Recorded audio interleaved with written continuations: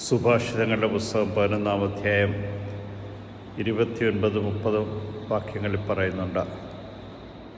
കുടുംബദ്രോഹിക്ക് ഒന്നും മിച്ചമുണ്ടാകുകയില്ല, നീതിമാൻ ജീവൻ്റെ വൃക്ഷത്തിൽ നിന്ന് ഫലം അനുഭവിക്കും. പ്രിയമുള്ളവരെ, കുടുംബത്തെ ദ്രോഹിച്ചുകൊണ്ട് ജീവിക്കുന്ന ഒരു വ്യക്തിക്ക് ഒന്നും മിച്ചമുണ്ടാകില്ലെന്നാണ് പറയുക. മാതാപിതാക്കളെ ദ്രോഹിക്കുക, അവരുടെ സ്വത്ത് കരസ്ഥമാക്കുക, സഹോദരങ്ങളെ ദ്രോഹിക്കുക, സ്വന്തം താല്പര്യം മാത്രം മുൻനിർത്തി ജീവിക്കുന്നവർക്ക് ഒന്നും മിച്ചമുണ്ടാവുകയില്ല. ദുരിതപൂർണമായിട്ടുള്ള ജീവിതമായിരിക്കും അവരുടെ അവസാനം. എന്നാൽ നീതിപൂർവമാണ് നീ നിൻ്റെ കുടുംബത്തോട് പ്രവർത്തിക്കുന്നതെങ്കിൽ നിനക്ക് ജീവൻ്റെ ഫലം ലഭിക്കുമെന്നാണ് പറയുക. ജീവൻ്റെ ഫലം നിങ്ങൾക്ക് ലഭിക്കട്ടെ. നിത്യം പിതാവും പുത്രനും പരിശുദ്ധാത്മാവും നിങ്ങളെ അനുഗ്രഹിക്കട്ടെ.